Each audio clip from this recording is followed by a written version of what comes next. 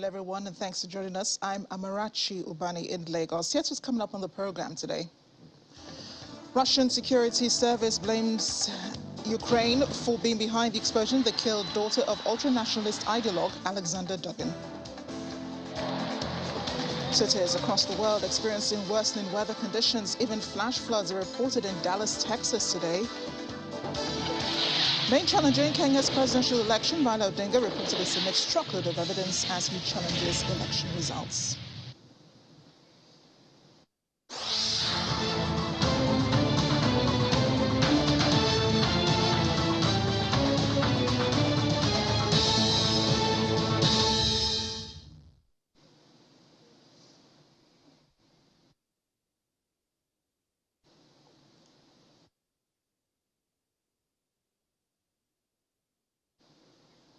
Hello again, and let's just begin with the latest developments out of Ukraine and the Russian invasion.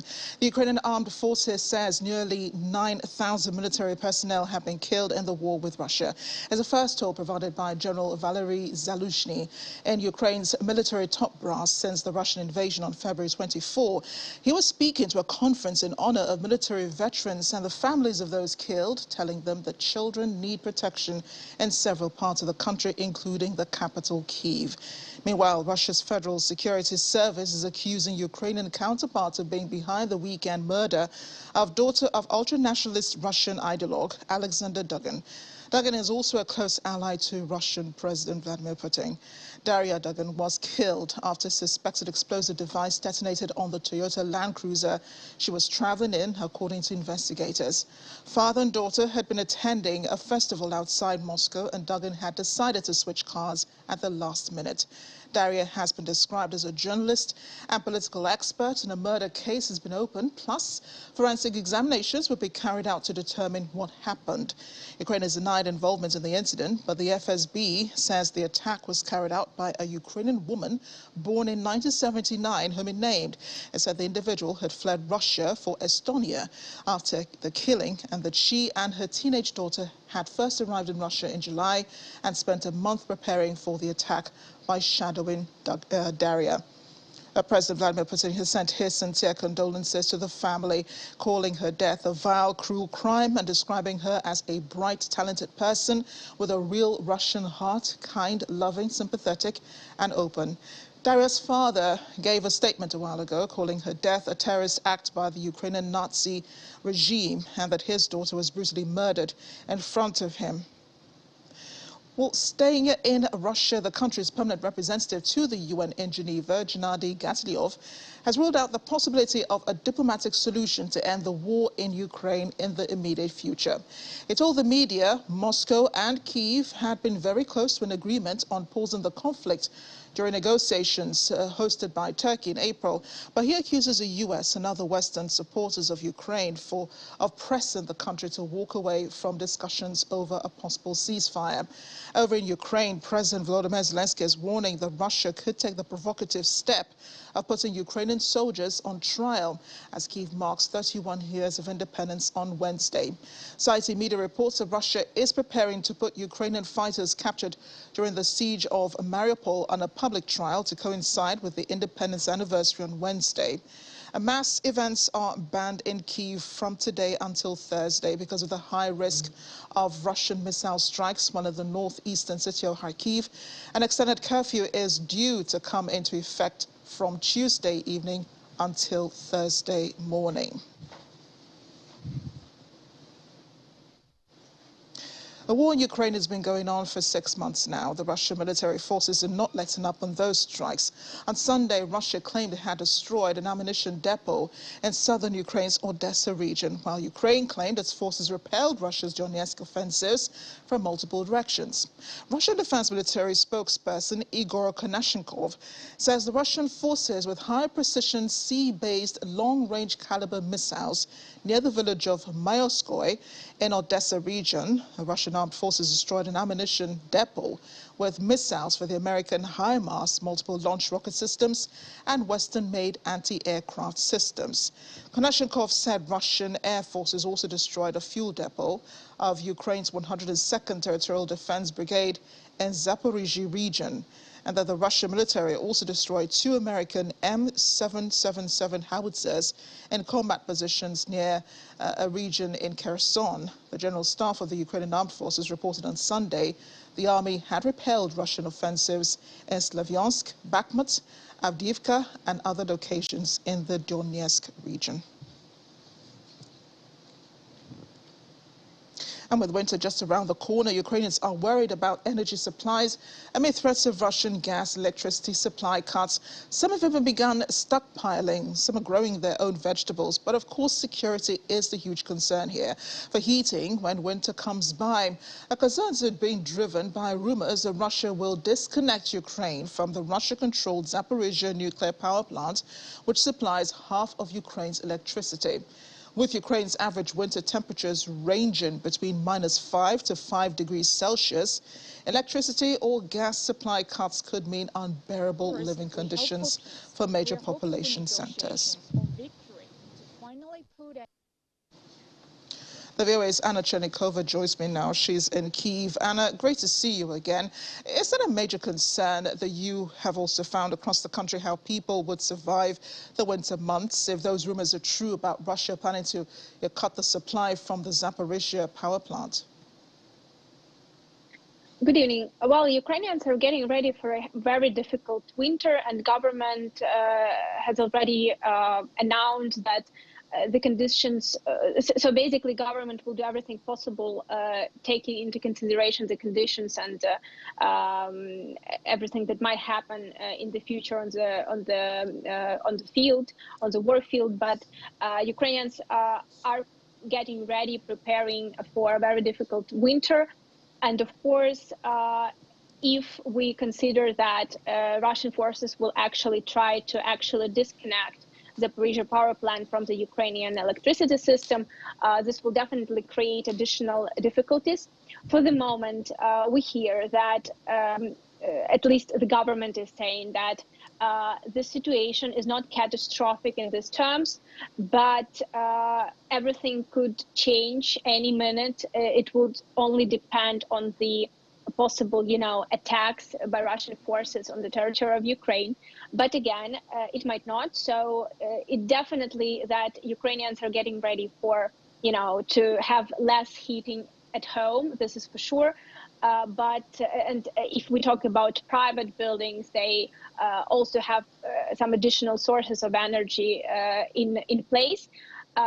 But again, for the moment, it is not, considered as catastrophic. It will be difficult. It will be much, less heating than it is usually in Ukraine, because Ukrainian people are actually get used to quite warm conditions in their homes. So people are just getting ready physically and morally for this winter, but for the moment, no catastrophic,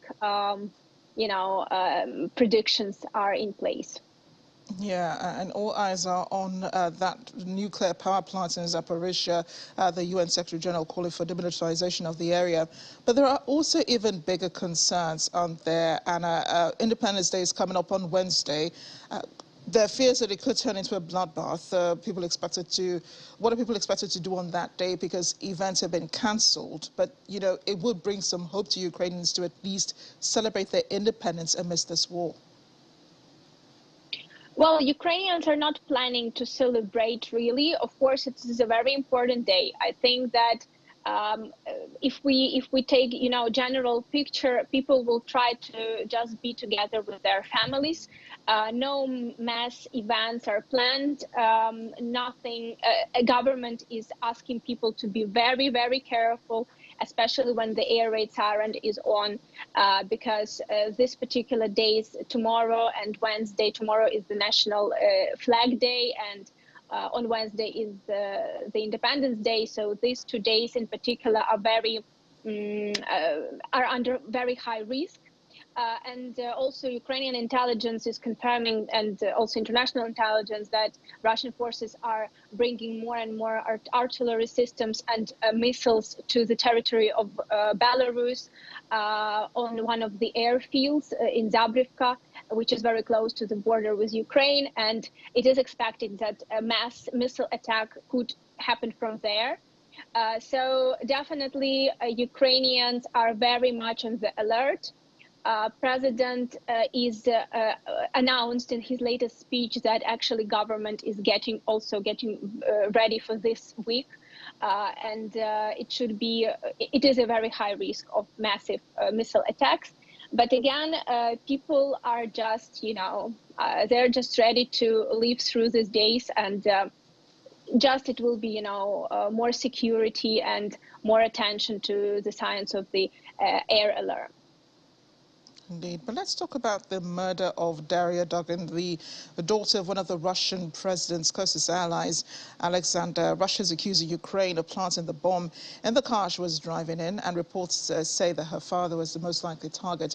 Ukraine has denied it and denied it had any hand in the murder. Could this be another case of self-sabotage from Russia, probably just to put this on Ukraine? Could Alexander Dugin have had any inkling at all that this was going to happen? Well, I cannot say that these two personalities are very popular in Ukraine. So these people are not people who are discussed, within the population or on the news. Of course, experts know who is Mr. Dugin, as he is a very close ally, and he is the so-called brain of Mr. Putin in terms of his ideology. But I cannot say that, these are people who are really considered in Ukraine as, someone, as, huge targets. So basically, this accident will not really change much in terms of this war. Of course, it could be self-sabotage by Russian forces. It's of course difficult to judge because it's really very limited information from the side.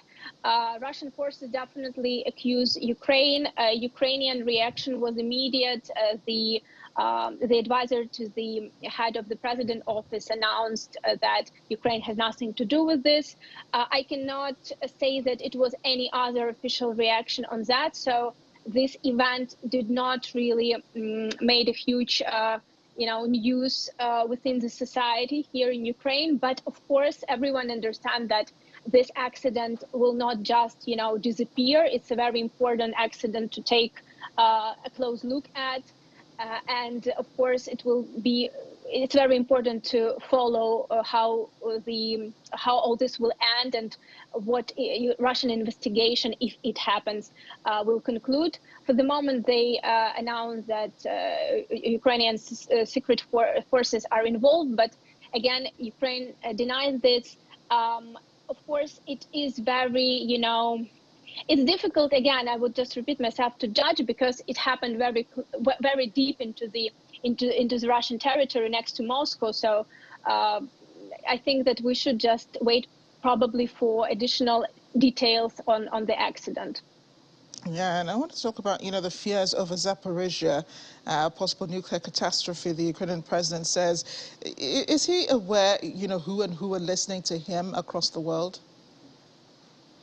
Well, I guess everyone is listening, because as we can see from the last weeks in meetings, President Zelensky with President Erdogan and Secretary General of the UN, Mr. Guterres, the main topic in both discussions and in their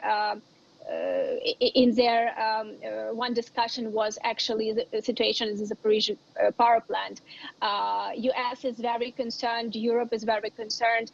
And for Europe, of course, it's extremely, also dangerous situation, because taking into consideration the size of this power plant, is the biggest in Europe.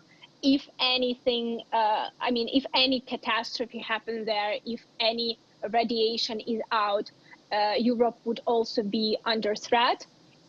And in particularly NATO states. So if we talk about Poland and Baltic countries. So we heard last week that even within the NATO states, I think that it was British representative who started the conversation about actually the use of the fifth article in the NATO agreement, if something like this happens, because again, the threat is on Europe as well. So I guess that everyone is taking this very seriously, and at least we hear from the official announcement by Ukrainian president and government that all the discussions around the world with world leaders are pretty much concentrate on this situation as well.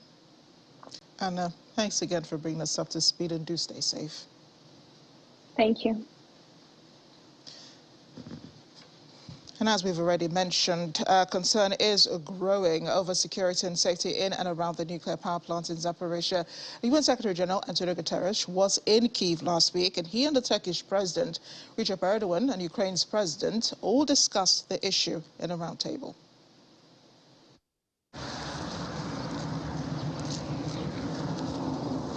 Concern over safety of the nuclear power plant in Zaporizhzhia grows, even as shelling remains unabated.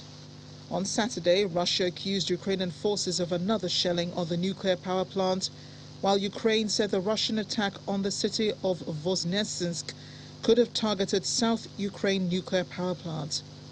Ukraine reportedly launched an artillery strike using Western long-range weapons at the Zaporizhzhia nuclear power plant from across the Dnipro River on Saturday night. The shells exploded in front of an administrative building at the plant, causing no damage to key facilities of the plant. Work is underway to check if there are casualties. Zaporizhzhia has been controlled by Russian forces since early March, but the Ukrainian staff have continued to operate it. The shelling on the facility, of which both sides have exchanged accusations for weeks, has raised concerns of its security among the international community. The International Atomic Energy Agency said in a statement on Friday it is actively consulting with all parties concerned on sending a mission to the plant as soon as possible.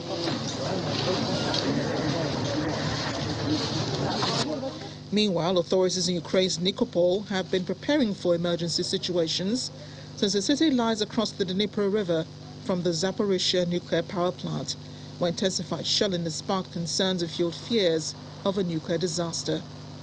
In Nikopol, cleanup crews have been working to sweep the streets and clear away debris left over from the shelling in recent weeks. Electricians were rewiring the neighborhood, and residents have been grappling with the situation of damaged homes. With daily shelling and growing alarm about what could happen at the facility, Nikopol officials are gearing up for the worst scenario. Emergency mobile radiation monitoring trucks have been deployed around the city to measure radiation levels if there's a suspected leak. In the event of a nuclear incident, contamination levels will depend on factors like the scope of the incident and wind direction.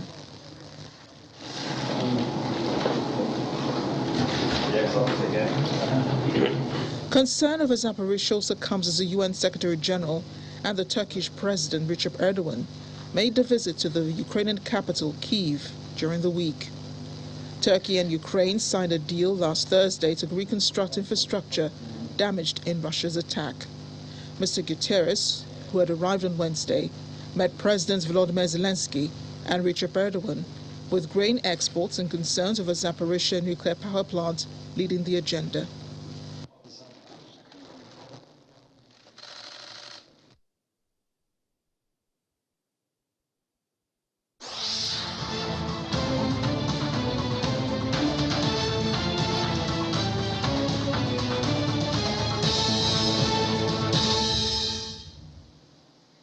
Coming up after the break on the program, President Zelensky later said he agreed.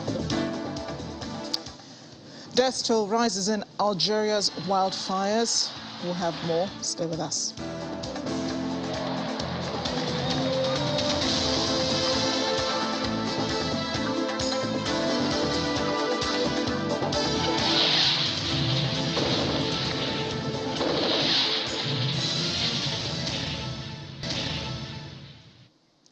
Welcome back. Let's turn to Pakistan now, as former Prime Minister Imran Khan is charged under the country's anti-terror laws. Police say their investigation comes after he accused them and the judiciary of detaining and torturing a close aide.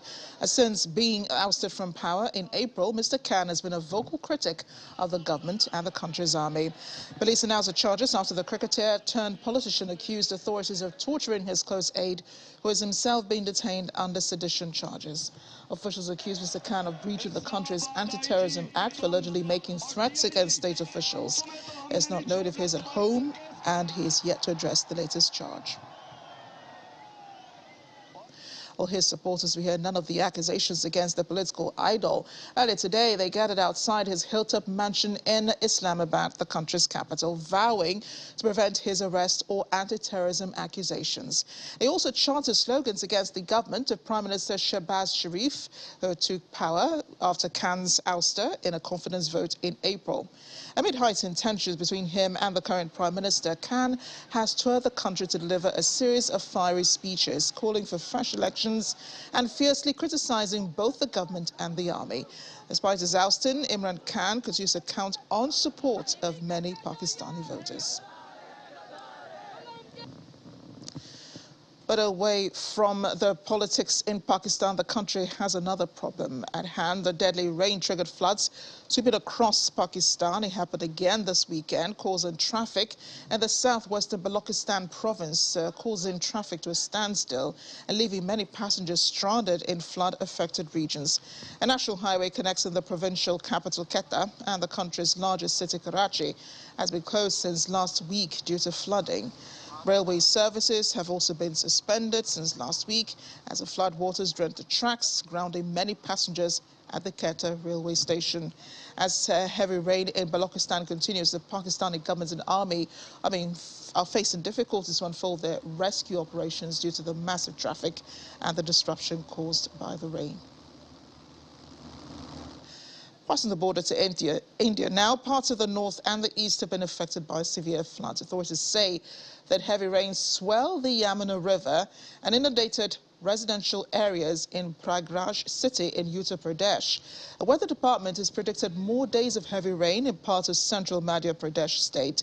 Officials say floods and landslides triggered by intense monsoon rains killed at least 50 people in the northern and eastern parts of the country over the last 3 days. The rains overwhelmed hundreds of villages, sweeping away houses and leaving residents stranded as rescue crews have been racing to evacuate survivors.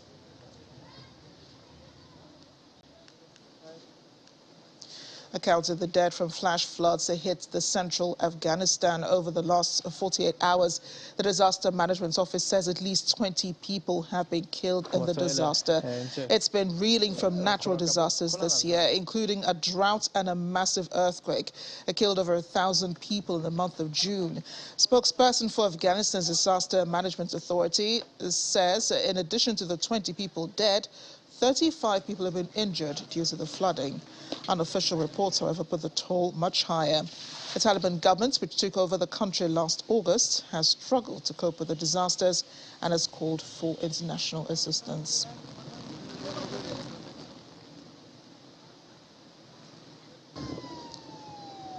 And now weather reports continue in Mexico, where floods have inundated bridges around the northwest of the country following heavy rain. This video we see is slow-moving traffic causing crossing an inundated section of the Douglas Bridge, what was the Douglas Bridge, which links the cities of Empalme and Guayam highways from the Sea of Cortez, also contributing to the flooding. A section of the Buena Vista Bridge, which is located on the Guaymas-Obregon bypass, had collapsed with water seen rushing rapidly beneath it. Local media reports one death in Guayama involving a 17-year-old who was swept away after attempting to cross a tributary in a truck.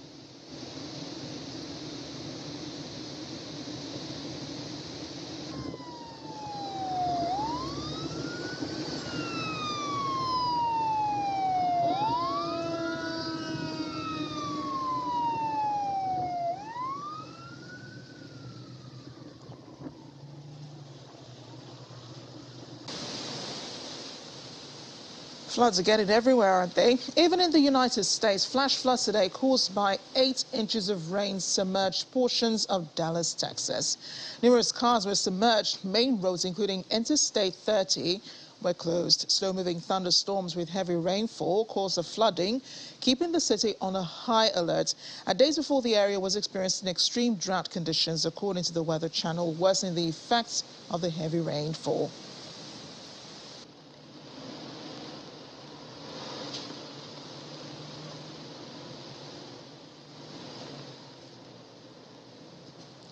Also, floods reported in Moab, Utah. This eyewitness video we're about to show you was shot and obtained from Richard Payson, a store owner in Moab. It shows floodwaters rushing through a street and coming inside a local business after heavy rains affected the downtown area.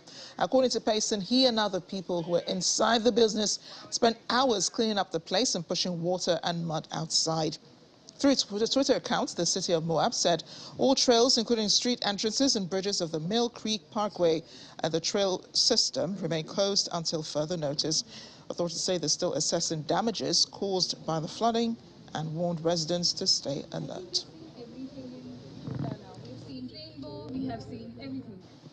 Let's bring in our Washington correspondent, Maria Bird. Maria, this year, many parts of the United States have been inundated by floods. Do Americans appreciate now President Biden's climate change bill a little better? You know, the climate change bill, was one that they were a bit leery of. Was it the time for that? You know, we're obviously in the midst of so much economic and health crises as well in the United States. But as you just stated, this summer has been quite tumultuous for much of the United States, not only the eastern region of the United States, which typically has larger thunderstorms during the summer months, but as you can see, the Southwest and even the Northwestern and the central portion of the country. And so these types of storms are obviously, as you know, have causing major challenges to our infrastructure. This also ties directly into the infrastructure bill that President Biden passed earlier this year. And so obviously now this is putting greater strain on the American infrastructure. This is obviously also directly going to tie into how they're able to implement climate change control laws that they're looking to enact and being able to put some things in place in that area. We know that fires have been a huge challenge in the California regions of the U.S. And so between flooding and fires, the U.S. has been quite challenged this year, but specifically, as you've noted, these last few weeks. Indeed, and let's just focus a bit on the floods, because the fires are a totally different matter entirely. Those floods will cost us tons, billions of dollars eventually to clean them up and so on. How are they hoping to cover these costs? There is always FEMA financial funding that is for emergency release for the various states. And so the federal government will likely provide some FEMA funding for this. And the states also have emergency funds that they can use to kind of offset some of these costs. But the challenge is going to be the individual homeowners, those who potentially could also be in rental facilities, making sure they have the appropriate property insurance that will allow them to be able to file claims, to be able to ensure that their homes are not dealing with mass flooding for long periods of time, which then could obviously lead to health concerns for individuals. And more unusual weather events are expected in the nearest future, Maria, especially in the U.S., including one set to be at least 5 times that of Katrina, right? Yes, we are in the midst of hurricane season. It normally starts toward the end of June, but we typically over the past few years have seen it in the August, early September timeframe. And so we are right here heading up toward the anniversary of Katrina and all the many hurricanes that we've seen, unfortunately, in the last few years in the U.S. And so if a hurricane was to hit the U.S. as 5 times Katrina, we would see major devastation. Not only just major devastation due to the fact of the size of the storm, because obviously they're looking at how large the eye of the storm would be, which means that it would be covering a larger span and larger area within the affected area, but also, as we stated, the failing infrastructure in the U.S. The failing infrastructure is going to create even further damage because the infrastructure is not going to be able to withstand any amount of storm of that magnitude that could hit the U.S. And where are meteorologists setting their warnings? Where are they directing warnings to at the moment as people prepare for the upcoming storms? What states would be hit? We're looking at the Gulf of Mexico is where they've been focusing much of their attention on that Gulf of Mexico area. And so that would mean the states, kind of in that panhandle, could be Florida through Texas, that New Orleans region, the areas that have unfortunately been traditionally hit. We have not, the eastern region, oftentimes kind of that mid-Atlantic, sometimes we'll see hurricanes, but they've not predicted that is going to be an area. But the Gulf of Mexico, the warming of the climate has what they perceive could be causing additional storms in that region, tropical storms, just due to the warming that we're seeing across the United States.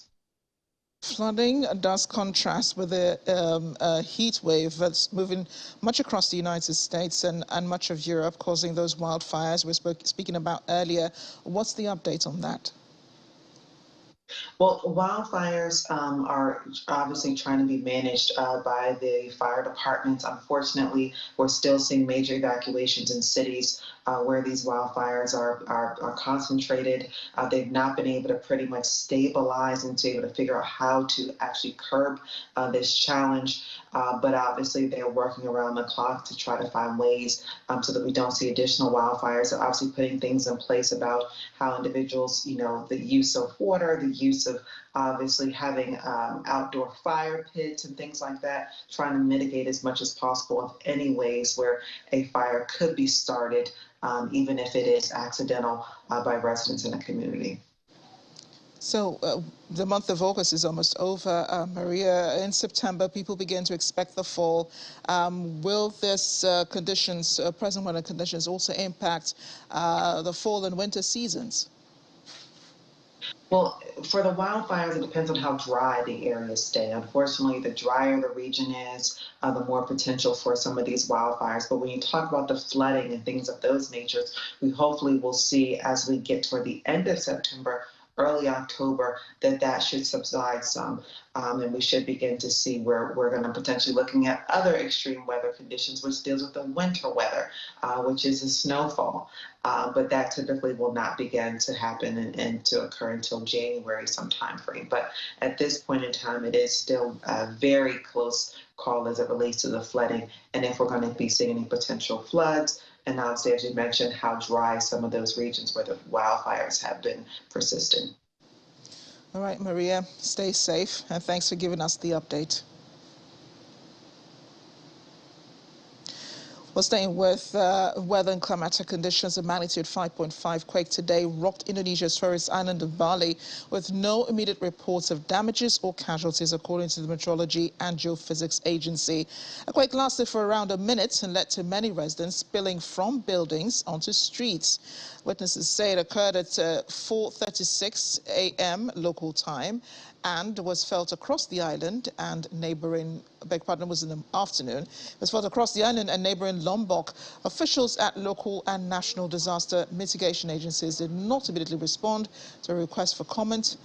Neither has the agency also talked about tsunami expectations. Iran says it's yet to receive a response from the United States on its latest proposals to restore that 2015 nuclear deal, putting the blame on Washington for its own inaction.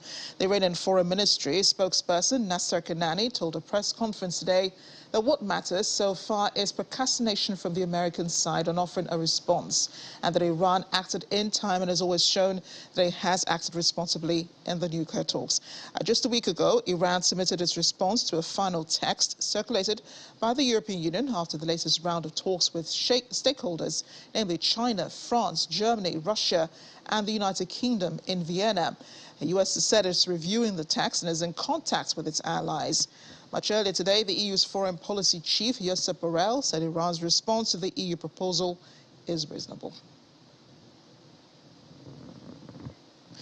Closer to the continent now, Kenya's main opposition presidential candidate, Raila Odinga, today submitted what can literally be described as a truckload of cartons of paperwork in a truck to a Supreme Court in Milimani. The court has 2 weeks to look into the case and issue a verdict. Odinga is challenging the declaration of William Ruto as president-elect. Any Kenyan dissatisfied with the results of the presidential election can also file a petition. Odinga's case is bolstered by the fact that 4 of the 7 11 electoral commissioners, including Vice Chairperson Juliana Cherera, took the extraordinary step of rejecting the result. In 2017, Kenya's Supreme Court annulled presidential election results, citing irregularities, and ordered a new one within 60 days. The action we have taken is perfectly in line with the stipulations of our Constitution on resolving electoral disputes. It affirms our deep belief in constitutionalism, the rule of law, and a peaceful resolution of disputes, including high-stakes ones like the presidential election. We have been shocked that as we prepared to go to court, others tried to stop us. The corruption cartels know there are multiple benefits for them if they take over. Their members dealing in illegal drugs will thrive through greater ease in the transportation and distribution of drugs throughout the country. They will access intelligence information for more corruption. They will gain protection from the police for their leaders and their illegal activities. We believe this is what happened in this election. For the sake of Kenya's future, the corruption network must not only be stopped, it must also be crushed. Kenyan presidential opposition candidate Raila Odinga. Much earlier, my colleague Layo Olarinde spoke with Kenyan journalist Aguiner, who's been covering the election for us, on the latest regarding this. It was one of those moments for the country that they were looking forward to when it comes to Raila Odinga taking the matter to the courts. And we can, of course, report that this issue has already gripped the attention of his supporters, who have been eagerly waiting to see his next political moves. So going to the Supreme Court will be marking his third attempt towards overturning an election. Remember, in 2017, he was successful, but thereafter he boycotted the elections, determining that the body manning the elections was not credible and he would not take part in it. So for 2022, it's a whole new ballgame when you look at the interests on the table. From his case will really be premised on a couple of issues, one of them being the numbers that were tallied at the elections. He's also fronting a concern around the constitution of the commission, saying that out of the 7 commissioners, 4 commissioners weren't party to the outcome of the elections. And of course, the other issue that will be really critical in this election is the alleged tampering of results transmission, which are some of the areas that he hopes he will be submitting these prayers to the court. Day Wednesday for Angolans, who will determine whether or not President João Lourenço wins a second and final 5-year term in office. He's running on a ticket of the ruling MPLA party, with a total of 8 candidates vying for the top job. His main challenge comes in the form of Angola's largest opposition party, UNITA, whose leader is Adalberto Costa Jr. Most outside analysts predict that the MPLA, which has ruled Angola since independence in 1975, will win again, but many feel that this will be the country's closest election so far. Even leaders of the country's main opposition party, UNITA, have accused the government of establishing an undemocratic one-party state, and that contesting the results of this week's election is not off the table. At least 43 people are now known to have died in wildfires ravaging Algeria's north. More than 30 fires were put out over the weekend, but with some still burning, casualties are expected to rise further. And more than 1,000 families have been evacuated from the worst affected areas, which include the El Tarf region near the border with Tunisia. 13 people have been arrested on suspicion of involvement in starting the fires.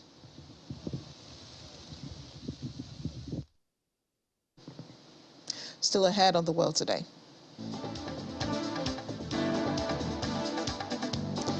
Japan's Prime Minister Fumio Kishida tests positive for COVID-19. Stay with us.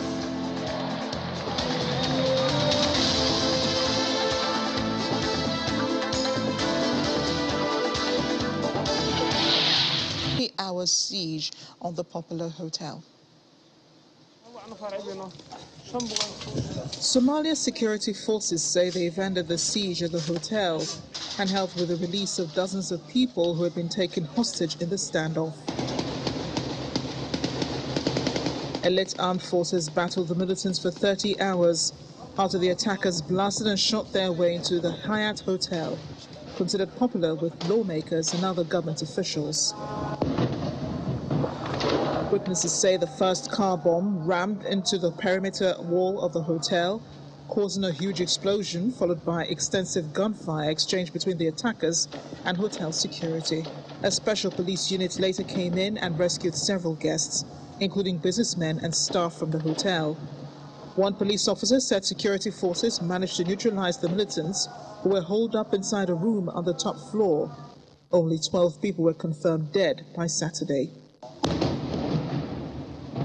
Gunfire could be heard on Saturday evening, while small explosions were visible in the built-up areas surrounding the hotel.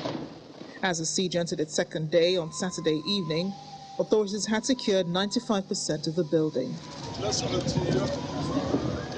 By Sunday, the police and military said the siege had ended, and they had rescued 106 hostages, including women and children. Cleanup operation also began in the morning. Friday's attack was the first such major incident since President Hassan Sheikh Mohamud took office in May. The Al-Qaeda-linked Al-Shabaab group claimed responsibility for the attack. Al-Shabaab has been fighting to topple the Somali government for more than a decade. It wants to establish its own rule based on a strict interpretation of Islamic law. Moving to Europe now, more than 1,900 workers at Britain's biggest container port entered a second day of strike action today. The staff of Felixstowe on the east coast of England are taking 8 days of industrial action in a dispute over pay, becoming the latest workers to strike in Britain as unions demand higher wages for members facing a cost of living crisis. About 48% of all containers brought into the UK are transported through the Felixstowe port, according to the Unite Union, making it an important hub for Britain. A strike could disrupt more than $800 million in trade, including in clothing and electronic components, causing trade to be diverted to smaller UK ports as well as international ports, including Wilhelmshaven in Germany. Risk management firm Russell Group was explaining that earlier.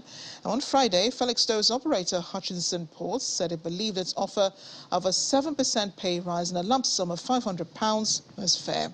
It said the Ports Workers Union, which represents about 500 staff in supervisory, engineering and clerical roles, had accepted the deal. Also in Britain, former Formula One Supremo Bernie Ecclestone was in London's Westminster Magistrates Court today for his fraud trial hearing. The 91-year-old was charged with fraud last month over failure to declare more than £400 million of overseas assets to the British Tax Authority. According to the Crown Prosecution Service, Ecclestone faces one count of fraud by false representation. In 2015, the British billionaire faced a demand from HMRC for payment of more than £1 billion in relation to a family trust.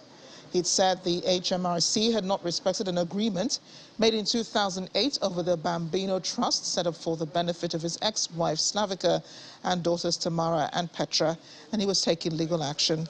He was ousted as Formula One Supremo in 2017 when US-based Liberty Media took over the sports commercial rights.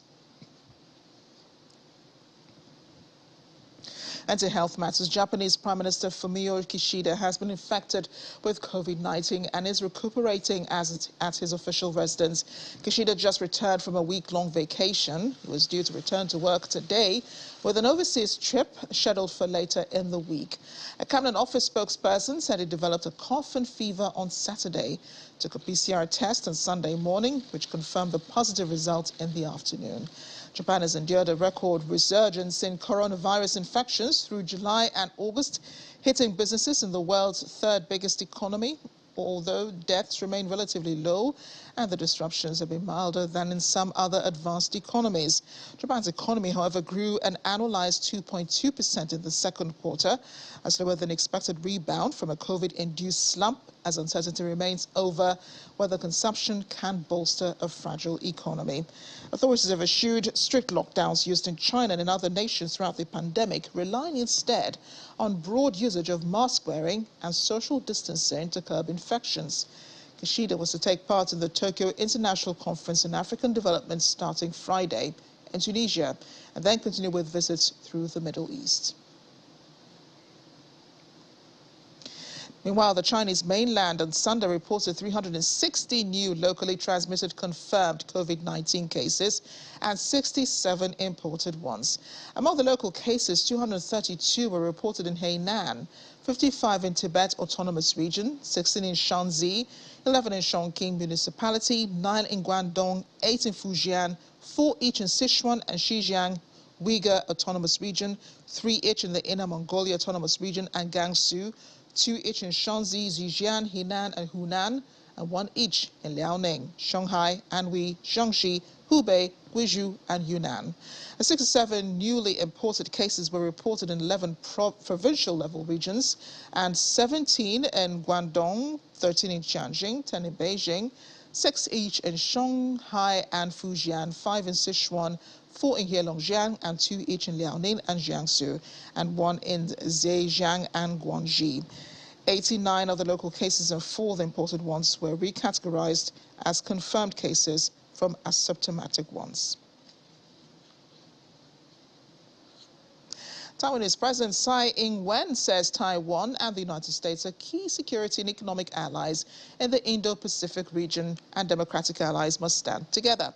Her remarks to Eric Holcomb, the governor of the U.S. state of Indiana, came on the third of this month's visit by senior U.S. officials, including House Speaker Nancy Pelosi, which have infuriated China, viewing Taiwan as its own territory. China has held war games and military drills near Taiwan since Pelosi's visit. The Taiwanese government, however, rejects Beijing's sovereignty claims, saying only that the island's own people can decide its future.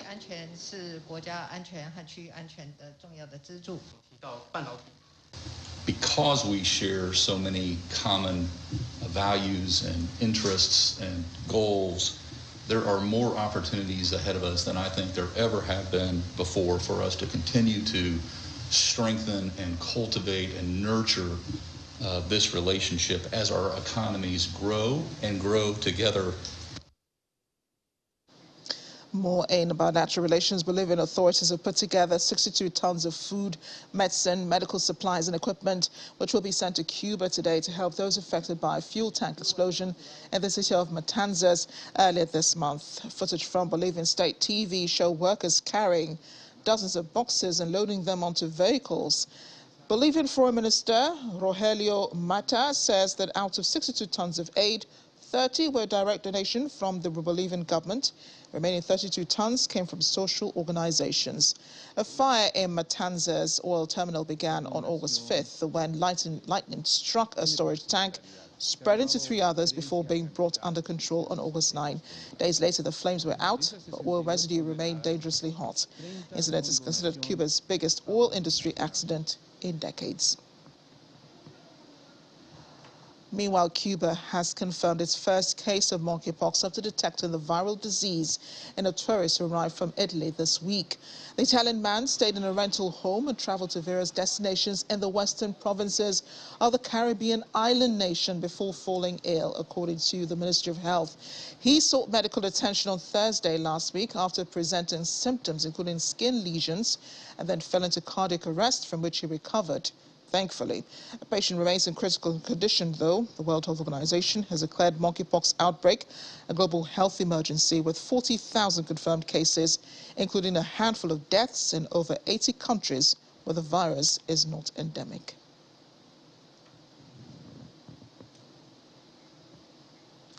We're getting closer to the finish line on the world today. Today, the Peruvian government has managed to recover more than 10,000 cultural relics from overseas, while stepping up measures to fight cultural relics smuggling over the past few years. Peru, a country known as the heart of South American civilization, boasts the Carol civilization. That's the oldest in the Americas. The mysterious ancient geoglyphs, the Nazca lines, and many other distinctive relics. However, it has faced a heavy outflow of cultural relics for historic reasons. One archaeologist with the Recovery Division of the Department of Rehabilitation under Peru's Ministry of Culture is in charge of the identification and the recovery of retrieved antiques. A hall where he works displays various kinds of cultural relics recovered from countries, including the United States, the Netherlands, and Bolivia. These precious relics, including textiles, pottery, weapons, and ornaments, are part of those successfully retrieved in the past 3 years. What impressed him most is the retrieval of the Paracas textile overturned by Gothenburg. To increase public awareness of the relic's protection, Peru's Ministry of Culture has created a virtual museum where users can not only find various artifacts and the stories of their way back home, but also have fun playing games related to the recovery stories designed to increase the public's cultural identity. Yes, and finally, the 4-day World Robot Conference 2022 has closed in Beijing. Following the world debuts of more than 30 new robots, look out for them. The WRC 2022 started on Thursday. It attracted more than 130 companies with over 500 robotic products on display. Held both online and offline, the conference featured 3 major events, including a forum, an expo, and a competition. One of the highlights of the conference was staged scenarios showing the multiple applications of robots in connection with various activities, including industry, agriculture, and sports. Now, according to an official in charge of promotion of intelligent manufacturing and equipment in Beijing, there's still a gap between China's robot industry and the world's most advanced robot producers. But Chinese service robots, special robots, and core components have gradually ascended into the forefront of the global robot industry, and robots are expected to play a bigger role in more application scenarios.